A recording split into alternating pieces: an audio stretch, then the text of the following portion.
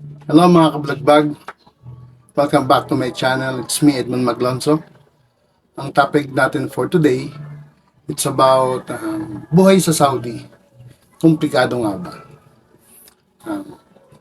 Baga, parang pag sinabi Saudi, pag yung kung isa ka sa mga mag-aabot, nagbabalak mag-abroad, maraming naisip mo na i-disregard mo yung Saudi.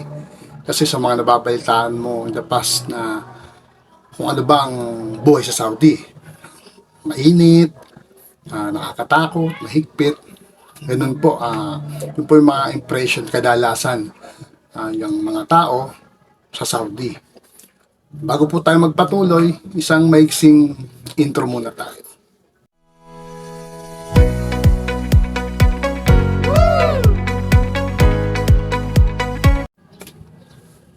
Lahat po ng bansa ay may kanya-kanyang batas at kultura na sinusunod ng bawat mamamayan nila, maging lalo na ng mga foreigner.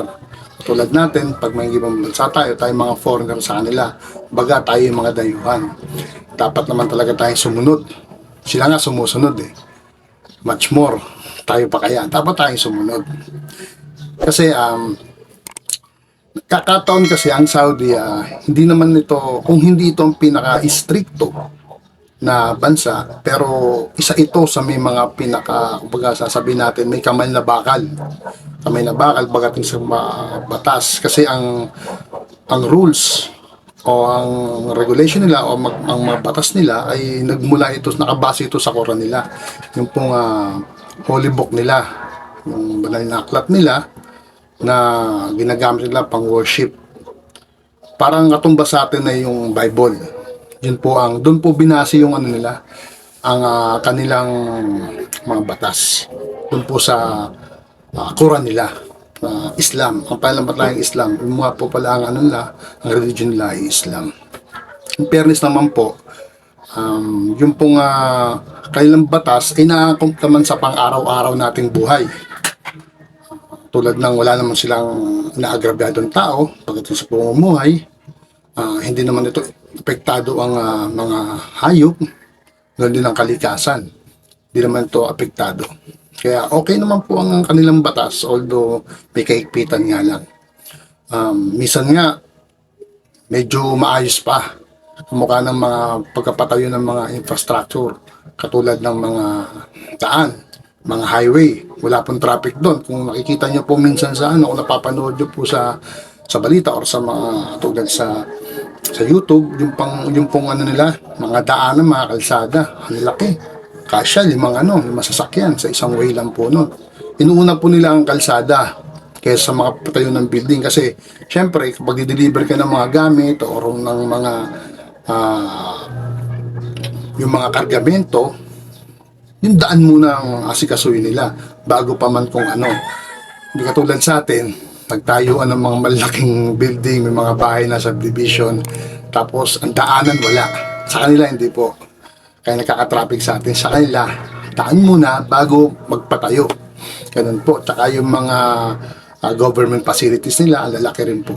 Yun po ang, minsan mas maayos pa yun sa kanila kaysa sa atin. Walang traffic sa kanila. Kaya ako po nasabi yan, kasi po ako po ay OFW sa Saudi. Mahigit kulang 5 taon po ako nag-Saudi. Dalawang company, magkaiba ng company. Dalawa siya naging company ko. Muna ako, naglaylo ako nung una, nung nakauwi ako, nakalis po ulit ako 2019. Walang 5 years din po ako ron, kaya masabi ko ang paninirahan sa Saudi ay tahimik naman, maayos, simple. Maging simpleng empleyado tayo, pumasok tayo, trabaho tayo, umuwi, balik sa home base, sa barracks natin, sa bahay panuluyan natin. Kasi magkakasama po mga Pilipino ron, iba-ibang mga lahi. Karamihan po kasi isang malaking bahay o sabi natin apartment. Iba-iba po yung ito mga lahing Indian, Pakistan, mga Pilipino, iba-iba po kwarto namin. Hindi makakasama po sa isang lugar, sa isang kwarto. Yun po, magsimple lang po tayo. Tapos, minsan-minsan, labas, basketball, o jogging, ganun po. Siyempre, di mawawala po yung every Friday po kasi parang linggo sa kanila, walang pasok. Yun po, nag-charge po ako. Meron po akong spiritual family room at dapat po naman tayo magkaroon Ang advice ko lang po, palagi, magkaroon po tayo ng spiritual family sa mga mag-abroad at sa mga nasa abroad na para po pero kailangan kasama natin ang Panginoon Diyos palagi. Kahit anong gawin natin sa buhay natin, kahit anong natawag na kahit anong araw, kahit anong pagkakataon, dapat meron tayong Diyos sa puso natin. Kasi para hindi tayo nag-iisa, although may mga Pilipino, pero pakiramdam mo pa rin pag may Diyos ka sa puso mo, sa buhay mo, hindi ka talaga mag-iisa. Tried and tested po yan. O sa mga Filipino community, yan. Makipagkapwa po tayo, kaibigan po tayo sa mga Filipino community para hindi po tayo ma-homesick. Yan po. Yun po ng mga nagkakaroon po ng komplikadong pamumuhay sa Saudi. Yun po naman ay case-to-case basis din po, lalo sa ating mga DH, domestic helper po natin. Ating mga kababayan, sinasabi ko po palagi, swertihan lang po talaga magkaroon ng amo at ng employer na mabait. Sabi ko, 70-30. Parang ganun po ang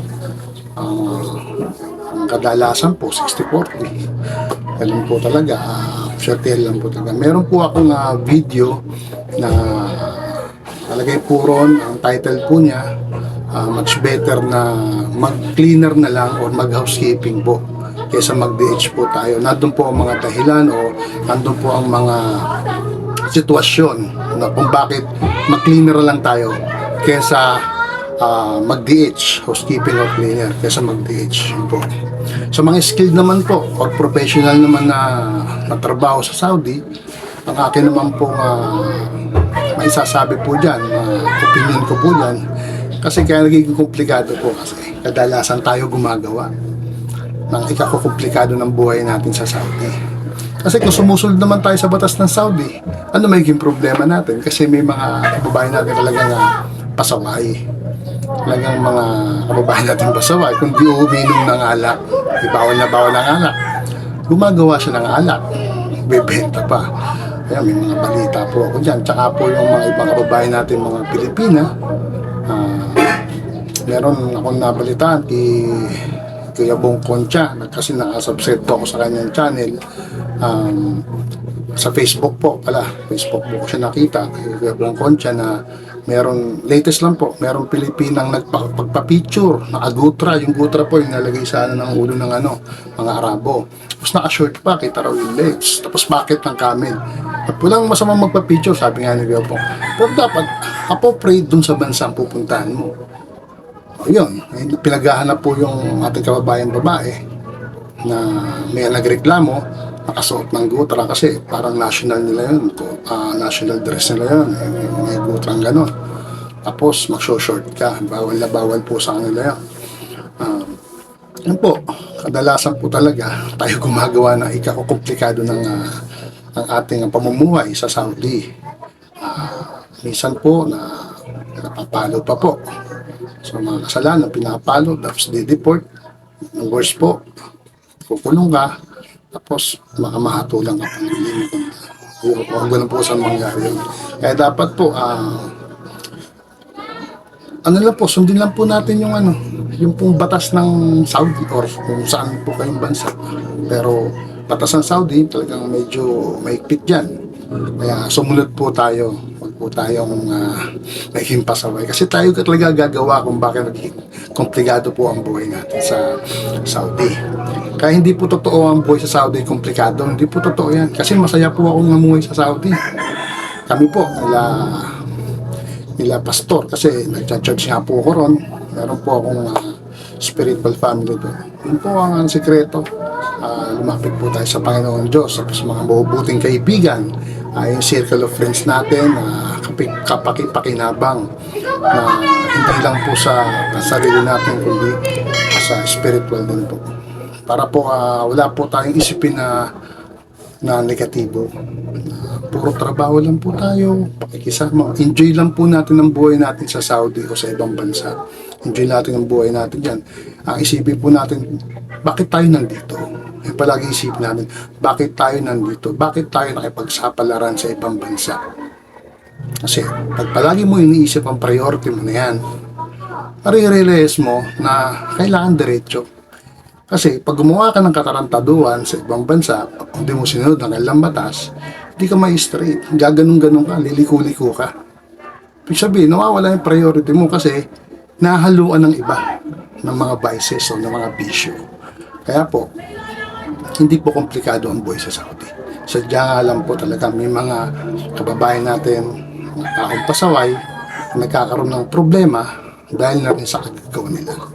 Yun po ang aking vlog for today. At sana'y mayroon po kayo natutunan o nakuwang kaalaman kahit papaano po.